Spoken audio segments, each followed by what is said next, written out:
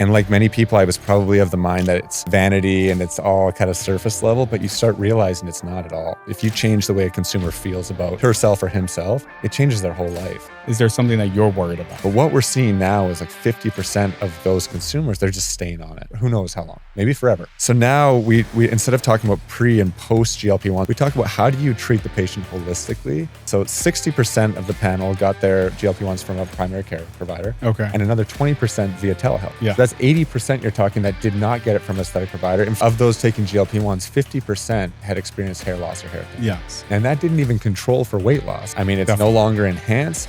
It's invisible aesthetics is the trend. Yeah. We have a lot of women who are either in perimenopause or in menopause. Why do you think it's taboo among women?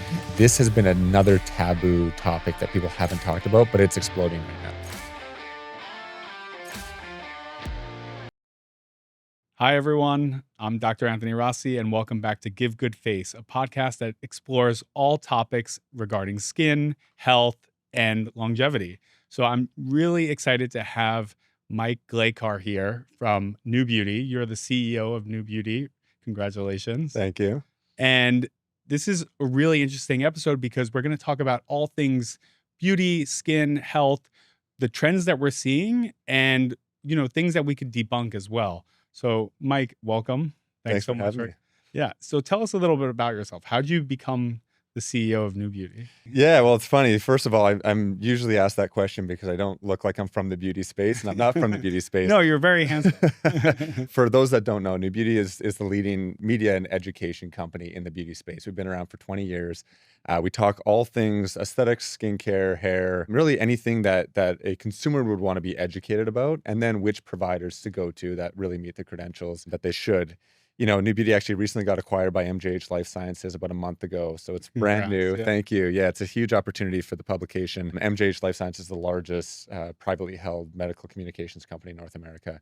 So we have about 1,000 employees behind us now. And the opportunity for us is really to educate providers and educate consumers, but we're using a lot of data now to do that, right? As far as how I ended up there, not from the space. I was at Fast Company magazine before.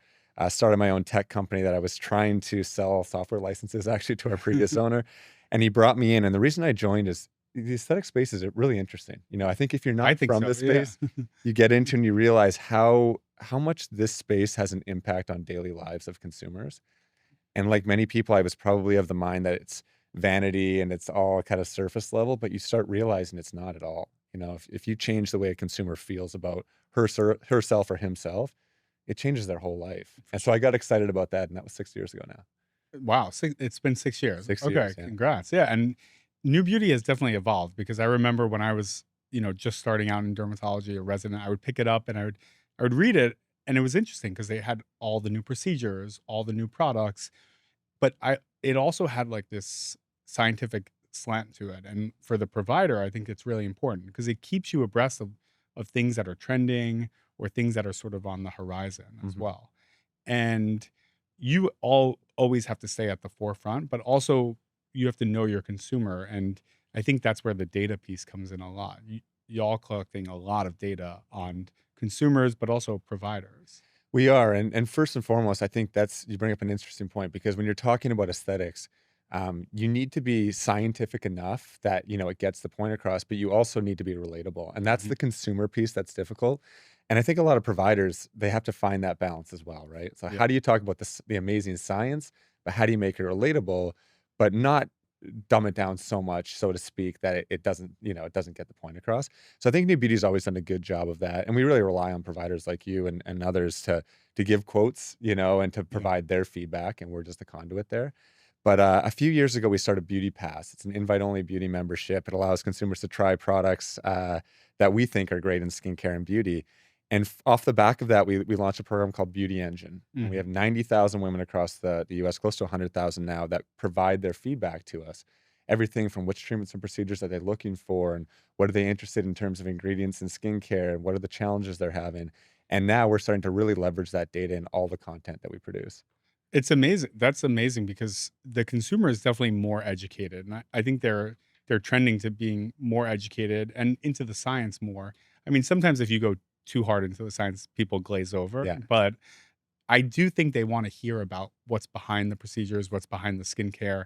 because they're investing in it. Definitely, and certainly New Beauty's reader, who's been reading us for Yeah. many years, we talk about the science behind it. They want that information, and even the data that we have now, when we ask them, "How do you want your provider talking about these treatments and procedures?" They want the science behind it. They're craving that, and I think we shouldn't underestimate how educated consumers are. There's a Definitely. lot of information out Yeah. there, some good, some bad, right? But the consumers are doing their research, and so I think a lot of times when they're coming into the office, they already know a lot about the treatments and procedures you guys offer. Which makes actually on the back end, like our part easier, right? If someone I like the educated patient because Mhm. well, it depends where they get their education from, right? So if like you're only getting things from TikTok, then it definitely skews one way, right? But if you're reading publications like New Beauty or you're looking into the science, you come in sort of knowing about pre and post care, you know about what the mechanism of action is a little bit. So you're sort of geared up and framed to really hit a home run. Certainly, I think the best patients are the educated Yeah, patients, right? Even if you're talking about in-office skincare, if you have a patient that understands the need for skincare post-procedure, that's a totally different experience than you having to explain or kind of sell that for through, sure. Yeah. right? And so that, that's our job is to educate the consumer when they come in. And also, even talking about devices you might offer, if the consumer has never heard about that before, never heard about the science, it's tough for you guys. You're starting from scratch. If you have an educated consumer, at least you have a base level that you can kind of work off of to start. Definitely. And I think you're changing behaviors too, right? You're changing how people think and act towards aesthetic medicine.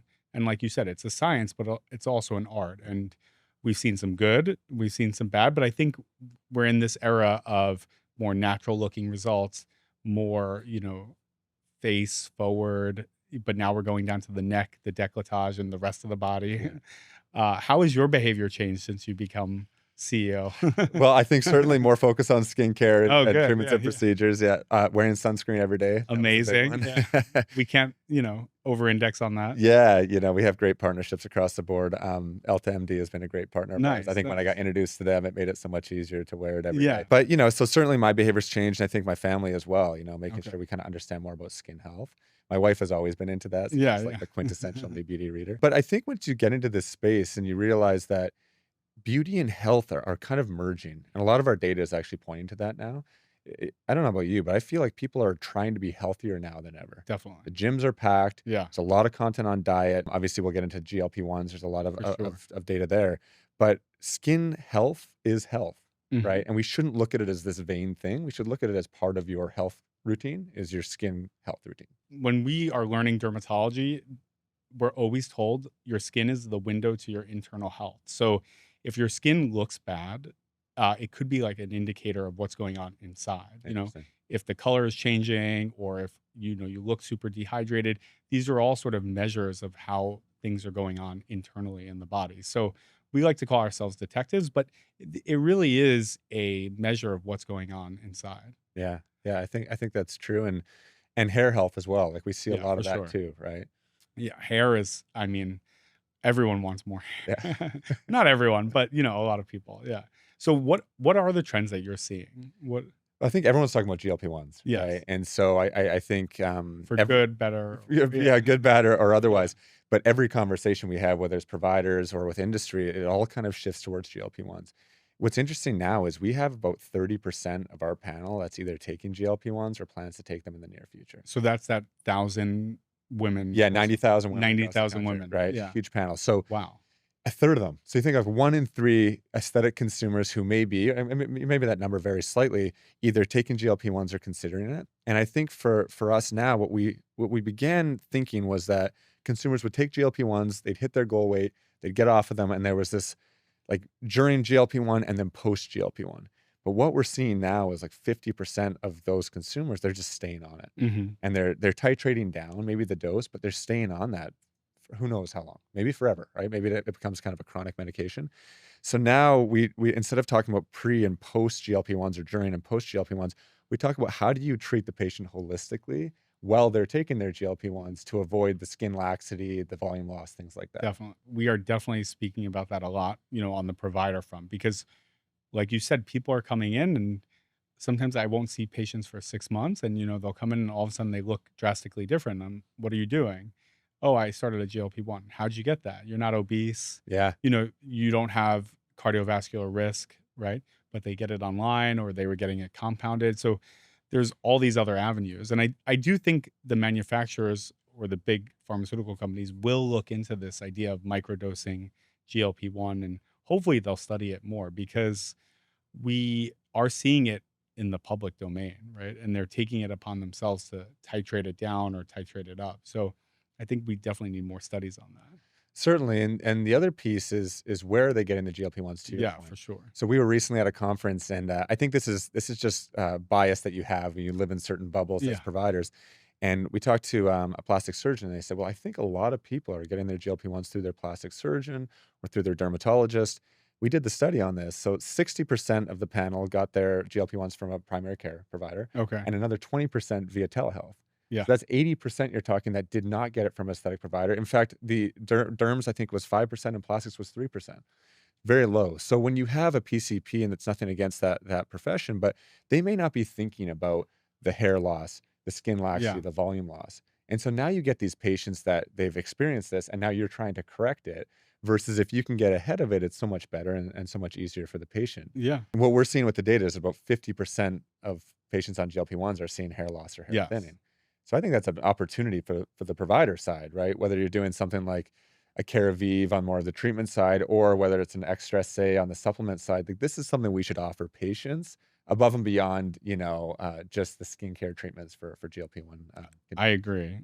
There's been a lot of partners that we have with Beauty Engine. Galderma Aesthetics has been a big partner of ours, and they've really Nice. led the way with funding a lot of this data. But we did a study, we call it the I Wish study, because it was on a lot of GLP-1 patients, and the theme that kept coming up, they said, "I wish I knew my skin was going to look, sagging and lax. I wish I would have known I would look older with these, and I wish I would have got ahead of it." So I think as providers, we need to be asking. For It maybe sure. it's an Yeah. awkward question. Are you on GLP-1s? But I think it needs No, to be I asked no matter ask. where the Yeah. patient is. Yeah. I actually, random story. I was on a plane and they asked me to help with, a medical emergency. It wasn't that much of an emergency, but the person had fainted and was really like lightheaded, woozy, and I asked them, "Are you on any medications?" And they said no, but you really need to ask specifically, "Are you on a GLP-1?" Right. Because, if you haven't eaten for, almost 24 hours, you would get lightheaded, So it's really important because some people aren't even considering them medications. Right. And I think the way we're framing this discussion is healthy because we need to talk about it. We need to talk about the effects, not only on the skin, but there was just a recent study showing macular degeneration accelerated with GLP-1s. Interesting. And people weren't really talking about that. And we know if you have a history of thyroid cancer, you might be at an increased risk of getting thyroid cancer. Or if you have a family history of thyroid cancer, you may be at an increased risk of getting thyroid cancer with GLP-1. So Interesting. there's some drawbacks, but for the most part, they're amazing medications. I think so too. Yeah, But the side effects are real, they're right? So real. we Yeah. saw of those taking GLP-1s, 50% had experienced hair loss or hair thinning. Yes. And that didn't even control for weight loss. So we didn't even look and say, hey, that's over 40 pounds of weight loss. And we have that data. That's just across all people taking Yeah. GLP-1s. We And had that was in the trizepatide study as well. Like they showed an increased amount of hair loss. Yeah. Right, so huge opportunity there, right? Yeah. If you're a provider, whether it's you're using someone like a Caresta or, something like that, or you're doing even top or, supplements, right? Yes, Nutrafol or exactly. Extra Say or something like that. Like, that's a great opportunity to give that to your Mhm. patient. And then skin laxity, about Yes. 66% had experienced skin laxity, and that, again, wasn't controlled for the amount of weight loss. So I think there's an opportunity to treat the patient holistically. Now, there's the other side of GLP-1s, which is the cost discussion. Right, and so we had seen that about 30% of patients on GLP-1 said they were making lifestyle changes to reduce spending in certain areas. Oh, no. Oh my Now, god. so that's interesting, right? Now, a lot of those areas were dining out and vacations and things because maybe they're spending more per month. But there was a little bit of a reduced spend that we saw in aesthetics. And I don't know if you've experienced that, but we do start to see that. Now, on the flip side, we had 22% of patients who had never been in aesthetics before that after losing weight, they said, now actually I want to get aesthetic treatments and procedures where before I didn't at all. Because So they're feeling good. they're feeling Yeah. good. And so there's the opportunity for Yeah. that side as well. It's an interesting scenario because for, obese patients or patients who have a lot of weight to lose, sometimes they think, okay, at the end of this journey, I'll get surgery and do like a lift, a tuck, at the end when I'm done. However, there's a whole nother subgroup of people that are not really going to lose that much amount of pounds or Mhm. or kilograms wherever you are in the world, but they get a lot of skin laxity. And for those people, you should really be doing these procedures while you're on these medications to really help the integrity of the skin.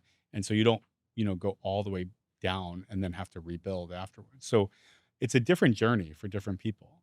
Yeah. Certainly, I think, and the skin texture, right? So even if you Yeah, haven't lost weight, there are some skin texture issues I think for consumers sure. are saying, yeah. Yeah, so I love to do the energy-based procedures, laser resurfacing, non-invasive skin tightening, injectable fillers to really help maintain the look and texture and support of the face while you're going through this. And when do you start that? I mean, how early in the process do you start those I procedures? tell them, if they are losing weight, they're going to start to see the changes in their face usually first because right, your body's not going to hold on to weight that it doesn't really need it. It's going to try to preserve the fat where it needs it the most, right? So you start to look more gaunt in the face. Mhm. They lose buttock fat.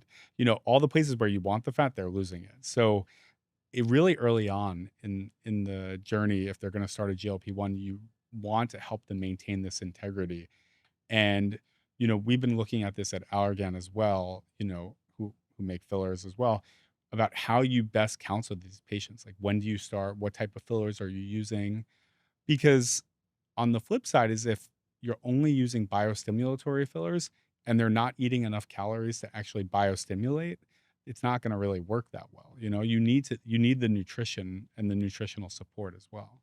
Yeah, and I'm glad that companies like Allergan Aesthetics also are really looking at this and trying to Yeah, treat the whole patient in totally. this case, I right? mean, you sort of have to. And I had a plastic surgeon on here as well not too long ago, and they've said the era of ever treating a virgin face is over, right? Like, basically they're always going to have a patient who's had either done something, whether that's injectables, energy-based devices, or are starting to use a GLP-1. It's Mhm. like it's an interesting time. It Yeah. is. It certainly is. But definitely their use is going up, right? I mean, you see it yourself.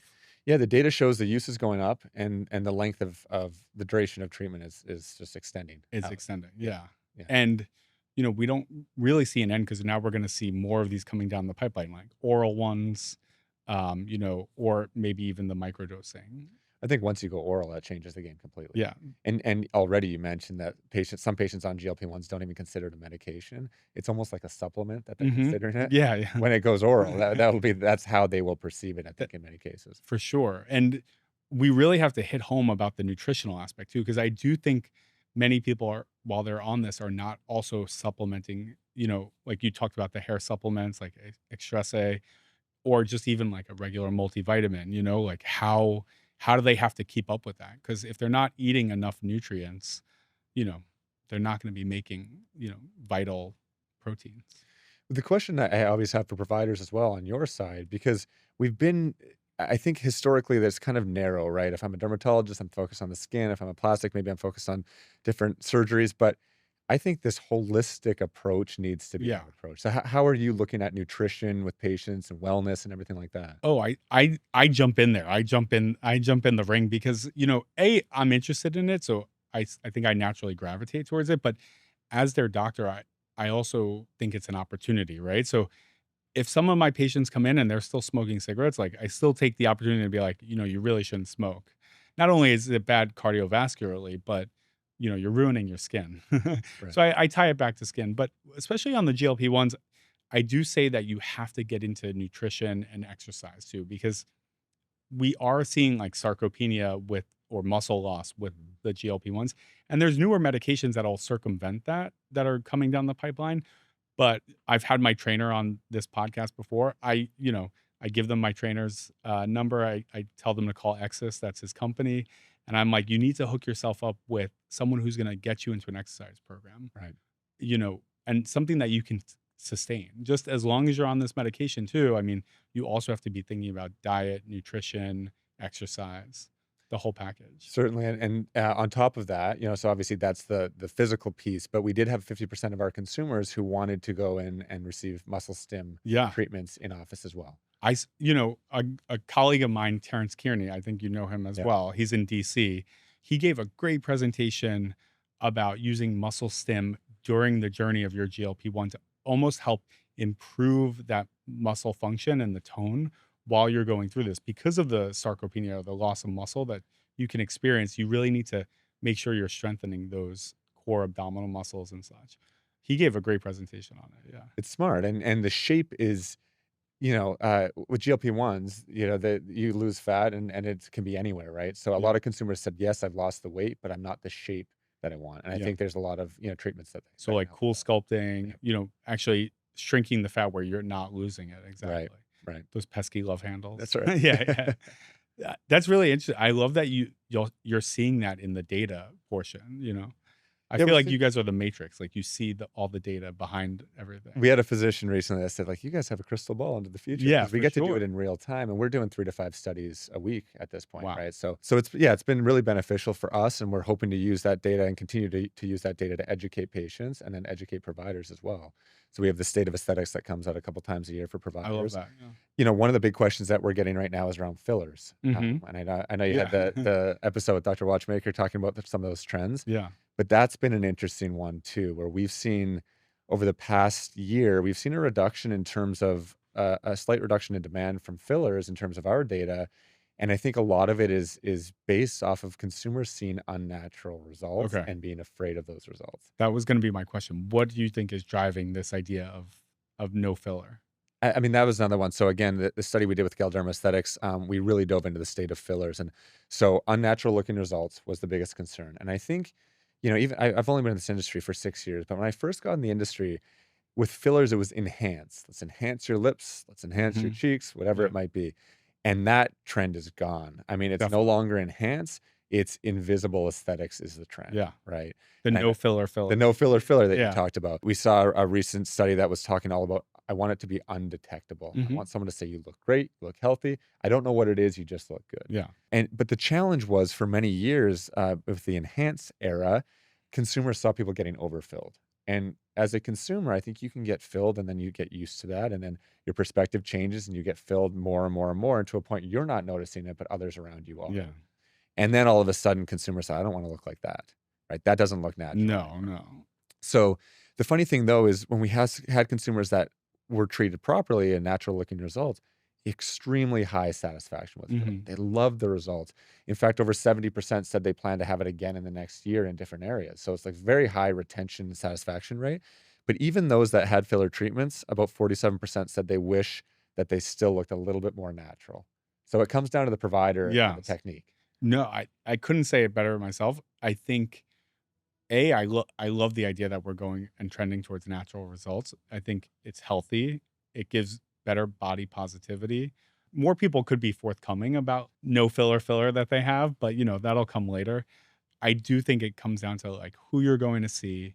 You have to look at their aesthetic too. Like if they look a certain way, I mean, chances are they're going to impart that onto you as well. So really, the buyer beware too.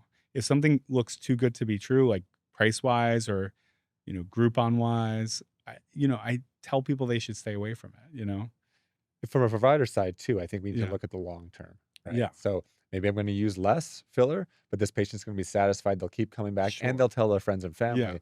That's a much better decision than trying to use more filler and charge more, whatever it might be. Yeah. I My ethos is that you want to create a great end product, right? Like, and that is the look of the whole face. It has to, be harmonious. It has to, be congruent. I just don't work in parts, right? Like I'm not a mechanic in that way. Like I'm not going to just like fix a lip. You have to think about the whole body, the whole picture. Big trend we're seeing right now is facial balancing Yes, as a exactly. term, Yeah. right? And it's becoming more and more You popular. got all the buzzwords. Yeah, well, we Yeah. study this thing, Yeah, right? totally. And we like to ask consumers, "Do you know what facial balancing is?" And we're seeing more and more consumers, they recognize that term and they want that. That's what they're looking for at this point, Yes. right? And I Yeah. I lo actually love facial balancing because it's not specific to an individual product. Yeah. It could be toxin, it could be filler, it could be other treatments, but a patient understanding that a balanced face is a natural looking Yeah. face, and it's something that you generally have in your youth, but you kinda lose over time. So it's not that we're enhancing, we're just getting back to maybe your natural look. Exactly, and it runs across all ethnicities, it runs across all genders. The idea of facial balancing is take yourself, you can really make it harmonious and congruent and like really a beautiful, sort of composite, Mhm. without going overboard in one area. not too big lips, not too big cheeks, just keeping everything in balance and good ratio. And our hope is that that puts more onus on the provider, right? Because Totally. a patient not coming in and saying, "I want filler, I want lip filler," Yeah. they want facial balancing. So Yes. you go to a great provider Yeah. who can do that, right? But it really comes down to the provider, Yeah. right? And you look at providers like yourself and others who are doing this natural look and they're really taking care of the patient. We're trying to focus as much on provider education as we can now, not just around technique. You guys have a lot of that training. That's great, and Yes. that's Yeah. not our area, but around patient experience. Yes. So the one thing we are seeing, we have 30% of patients on GLP-1s, I said, are cutting back on spend, but they actually still love experiences. And if you go to any high-end restaurant around here, I mean, they're all packed. Yeah. And you wonder, like, why are people spending their What's the money on this? sauce? Yeah. But yeah, it's because of the experience Yeah. that they want. And so with providers, we had about 80% of our panel saying that they've had rude or unhelpful staff, an experience with rude or Wow. unhelpful staff, or they've had 75% have had an experience with poor bedside manner from a physician. Like, these are things that are easier to So fix. physicians, listen up. Yeah. This is Exactly. important. Yeah. And this doesn't cost money, right? This Yeah. isn't like we have to do a bunch of marketing. It's just the training of how to create that amazing experience for the patient. Because now the KPI is not just great results, it's great overall experience. And that's what they'll tell friends and family about. And people would come back. Exactly. Exactly. Yeah. Yeah. At the end of the day, they want to be listened to. They want to have a great experience. They want a safe and natural result. But of course, it all comes together. Yeah. Yeah, recent data showed about 65% of our audience is their source of information is friends and family, their main source of information. So we're all over social media, Yeah. we're all creating content, which is fine. But if you're not creating a great experience for your current patients, you're never going to get that referral that we actually need to grow the business. Speaking of referrals, all these celebrities that are finally coming out and talking about like who they went to, which is great. Yeah, I'm loving this. I'm eating it up. Yeah. it's phenomenal. I love the transparency Yeah. because generally you can tell in some capacity Of if course. someone Yeah. looks 20 years younger than they are. They've had something done. But I like now that the transparency is there and that people aren't ashamed to say what they've had done. And Yeah. it's great education for other consumers who may be following these celebrities. And it's also good body positivity. We hold these people for some reason, they're held in very high regard in society. So it's important to know that they don't just wake up like this. That's not necessarily a healthy attitude for younger people to have and be like, oh, this person is just like naturally blessed. No, Exactly. it's taken a lot of work. It's taken a team of people to do this. Somehow Lindsay Lohan still hasn't released anything. And There are a few. yeah, there are a few that are still hanging on. But I think it's also a sign of the times is that we're not ashamed of doing these procedures anymore. I think it's almost Yeah. akin to going to the gym now. Of course. Like, Yeah. I go to the gym, I work out, Yeah. I eat healthy, I try and maintain my health. And I also go to the dermatologist or go to a plastic surgeon. I do these things to just maintain whatever it is I want Yeah. to maintain. But again, going to the fact of the impact that these treatments and procedures have on people's confidence in their lives, Mm-hmm. it's meaningful. And I think people should be transparent and just share, this is what I do to maintain. Yeah. I know when my skin is on point, I can like walk in somewhere and I feel good about myself. Right. Also, if I've gone to the gym and so it definitely gives you this confidence that, you can face things. So I love what I do. Yeah. I help people along their journey, which is great. Speaking of journeys, like this is another topic that you seeing, like the menopause data. And we haven't really spoken a lot about menopause on this podcast, but I'd love to take a dive because you have all this data on that. Now, NewBeauty's reader, the average age is 39. So we have a Okay. lot of, if you think about, half of our audience is over 39. We have a lot of women who are either in perimenopause or in menopause. And this has been another taboo topic that people haven't talked about, but it's exploding right now, right? Yeah. Why do you think it's taboo among women? I don't know. I don't Yeah. know. I think a lot of women in our panel. Probably should ask a woman. Yeah, that's right. We're two men here talking Yeah. about it. But the feedback we get from a lot of women, I mean, really struggling with the symptoms of menopause. Sleep and stress and mood changes and hair loss and skin texture changes and weight gain. I mean, it's really impactful to their lives. And when you have something that's that traumatic in a sense, I think some people shut down. They don't want to talk about it. Yeah, got it. But now finally you have more celebrities and more kind of, influential people and physicians talking about it openly. And it's just taken off like wildfire. In fact, we're creating an entire section on our site all around menopause. Oh, nice. And talking about the treatment options. Because I don't Okay. think women have been exposed to enough information about the treatment options. There was a study back in 2002 from the WHI that talked really about the negative impacts of hormone therapy and the breast cancer Yeah. risk. And listen, talk to your physician. You definitely want to make sure, especially if you have family history, that you look into that. That study has kind of since been debunked in terms of how it was represented. Finally, we're starting to see that wave ending and women kind of getting back involved and saying, maybe there are things I can do safely to combat some of these symptoms, right? Our data recently, we did a big study with Belmar Pharma, and we found that the millennials that are coming up who weren't as exposed to that study back in the day in the media around it, they're highly, highly open to hormone therapy and other therapies to treat menopause and even perimenopause. Yeah. So I think it's a big opportunity. And it goes back to this holistic approach that physicians should be taking. Let's not just say, "Hey, I don't."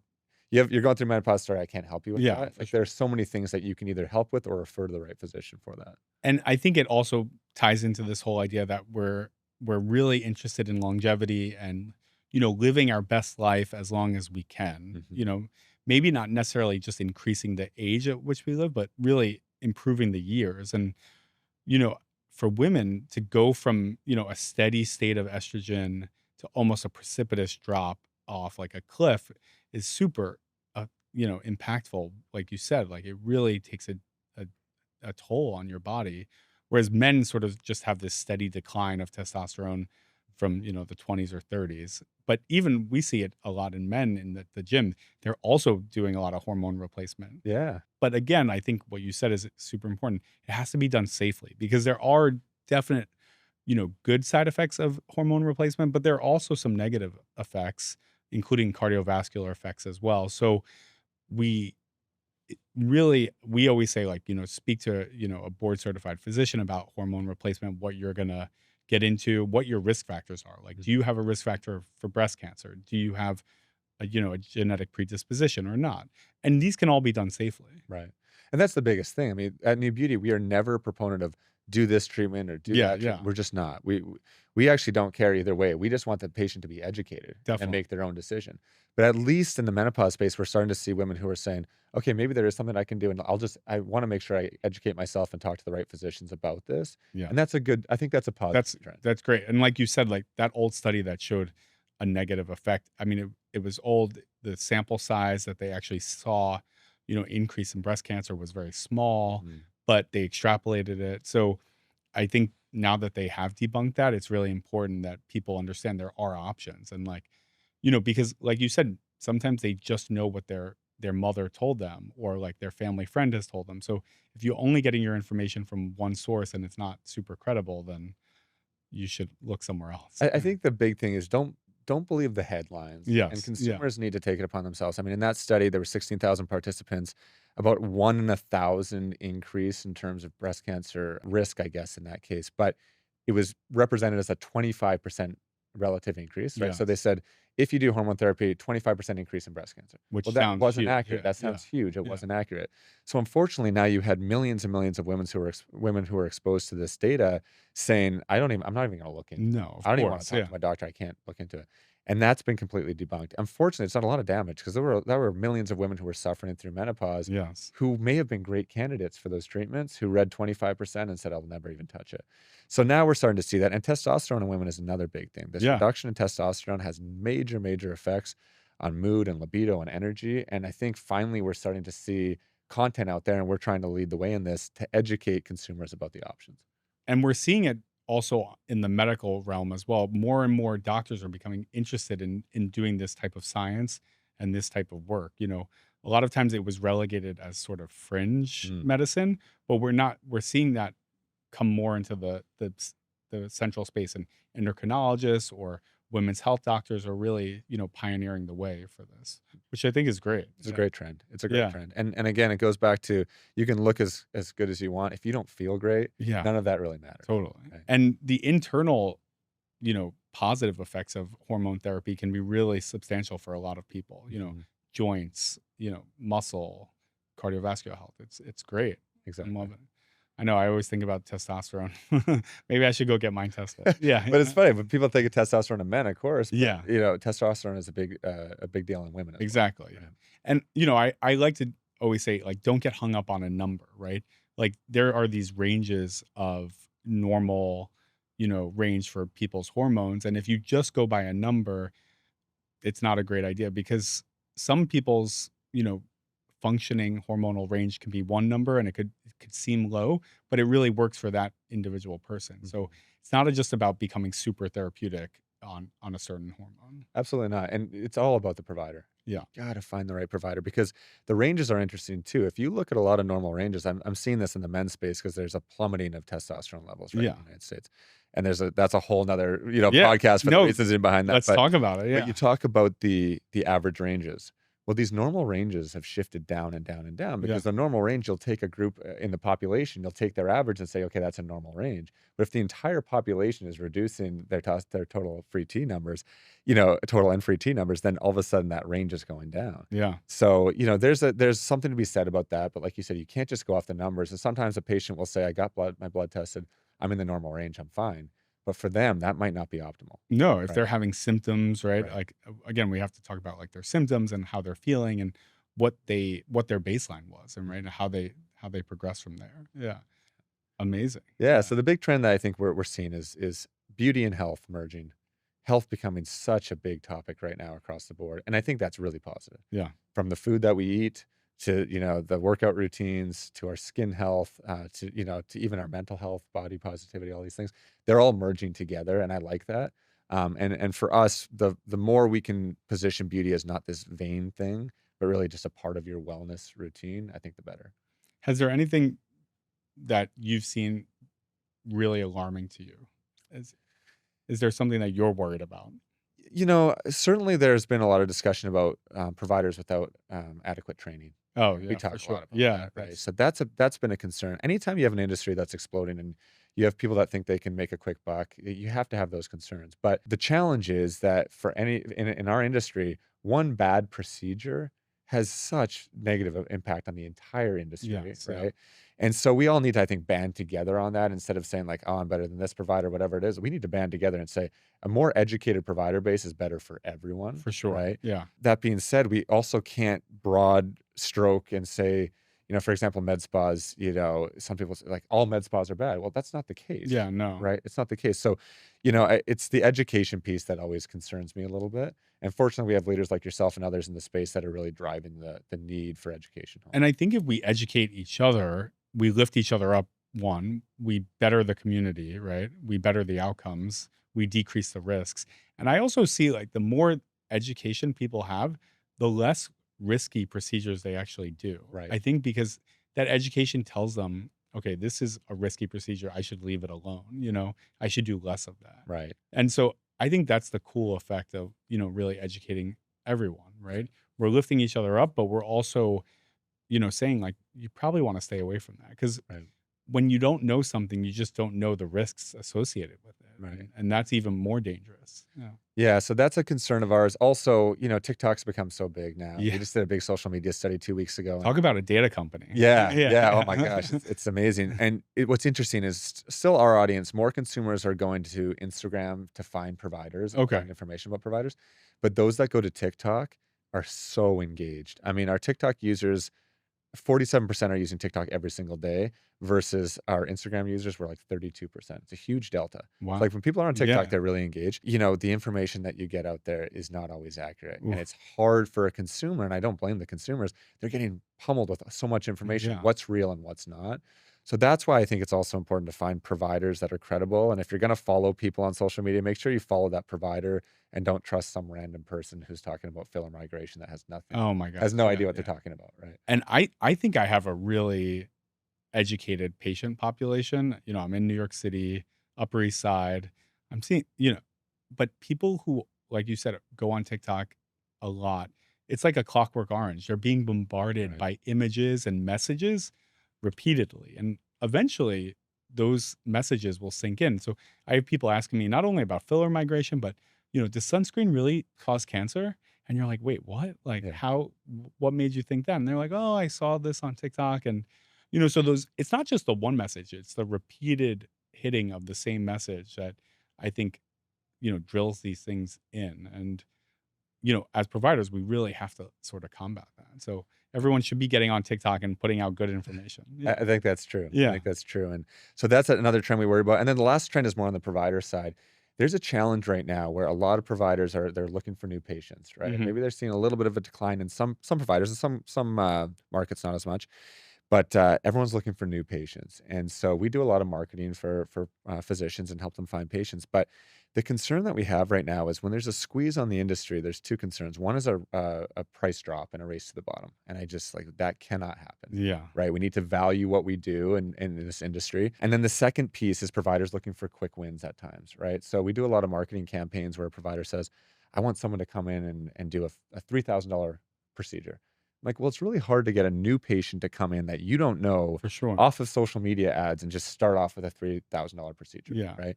And so what we try and educate them on is like get them in with something that is a great experience for them. Like a good example, hydrofacial as a treatment, right? A lot of providers have that and they just launched their hydrophilic, which is more on the skin health side. Mhm. It's not the most expensive treatment, but if you get a patient that comes in for that and they spend a few $100s and then they buy some skincare and they have an amazing experience, they're going to come back to you for their next more expensive Yes. treatment. Yeah. And so going for this home run is a trend that we're seeing right now, and I just don't think it's Oh, the that's right interesting. play. And then on the flip side of that is a lot of providers saying, "I need new patients," when they have 5,000 patients in their database.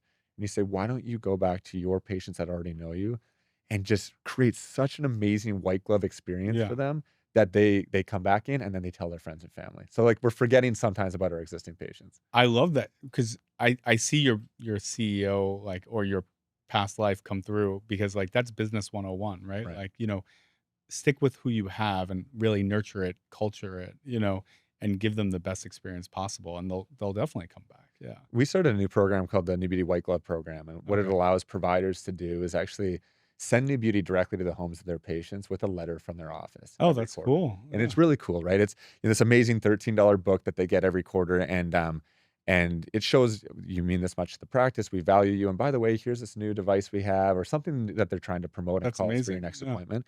But what we like about that is two things. One, it creates more educated patients.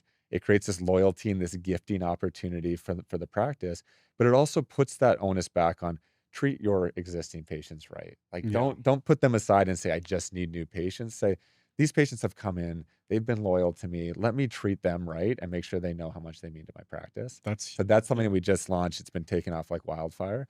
But the goal there is to make a more educated patient and just a better connection between the practice and the patient. I love that. Yeah, and we're seeing this trend in New York, but I think all around the country is that a lot of the plastic surgeons are actually increasing their price of their facelifts, like their deep plane facelifts, because it is an elective procedure, Mhm. and you know there's it takes a lot of time to get that right. So I know you were saying there's a race to the bottom, and I do caution people on doing that because Right.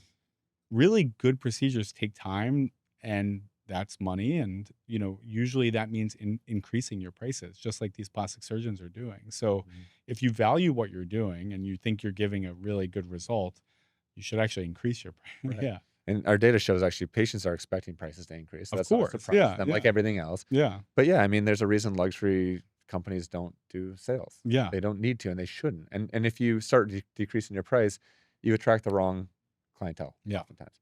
Right. And that's not to say you should be exorbitant, right? Like if it needs to be fair, it needs to make sense, but value your treatments and procedures Yeah, that you're providing. and that's what I definitely tell younger physicians too, and younger dermatologists who, like, I train and stuff, because they sort of get upset that there's like a place around the block that's charging so little for Botox. And I was like, but you're better than that. Right. You value what you know, value your expertise, value your experience, and make it a price that makes sense for you. Like, don't it's not a rush to the bottom. And for all the patients Yeah. out there, if you're seeing someone rushing to the bottom, Yeah. that means they're probably hurting for business and they're Yeah. likely not a provider you want to go to. Exactly, and also, they're probably doing something that allows their margin to be that low, Right. right? I mean, we could probably have a whole 'nother Yeah. episode about the economics of beauty and what that means on both the provider and the patient side, but if they're charging such a low price for Botox, they could be diluting it way down, and I've seen that happen. I've seen patients come in and be like, "Oh, I got this treatment and it only lasted a month," and that doesn't really make sense unless you really dilute down the product to make it spread farther and, allow you to use the vial longer. So, I think it's buyer beware as well. if it's too good to be true, it is, Yeah, you for know, sure. and there's a reason why, if someone saw a high-end, handbag and it was like, 75% off, they Yeah, would be yeah, wary. But in somehow in aesthetics, patients sometimes think this is a yeah, great deal. So, yeah. especially for something like Botox, right, where it's quite commoditized and normally pricing to the providers is quite consistent. Yes. Like, if someone's cutting it down that much, you have to they're not getting a better deal from Allergan. It's No, that they're no. they're doing something that It's doesn't a quite it's add a up. fixed price, Right. people, Right. like, Right. so if that price is that low, that means they're doing something. Yeah. Yeah. Yeah. It's, do you want a Birkin or do you want to work in? Like, Exactly. your choice. Yeah, yeah. Exactly. So where can everyone find New Beauty? Online? Yeah, so newbeauty.com is our flagship site. Okay. Beautypass.com is our invite only. We do have quite a few thousand people on the waiting list now, Yeah. but we do let them in periodically, so that's another one. And then on all of our socials and again, we try and educate wherever we can. So Yeah. we When I try to was be everywhere. when I was launching my skincare line, I went to the New Beauty event in New York and it was amazing. Like, I loved it. Yeah, we Yeah, have a yeah. big event, Beauty Pass Live. It's coming in November on the Yeah. 6th. So that's another one we'll open up tickets to soon. It But was very fun. Yeah. yeah, yeah, it's always good. I mean, for us to engage with the consumer, to be face to face is really important. And I think we learned that during COVID. Like, we all missed that. Oh, for sure. And beauty boomed during COVID It as well. did. So It yeah. did. All right. Well, good. Hopefully I'll have you on in the future and we'll talk even more about where we're going. Yeah, would love All right. that. Thanks for having me All on. right. Thank you. Thanks so much for listening to this episode of Give Good Face. I'm so grateful for all your support throughout the launch of this podcast show. Please subscribe, leave us a review, send us a DM, follow along wherever you listen to your podcasts.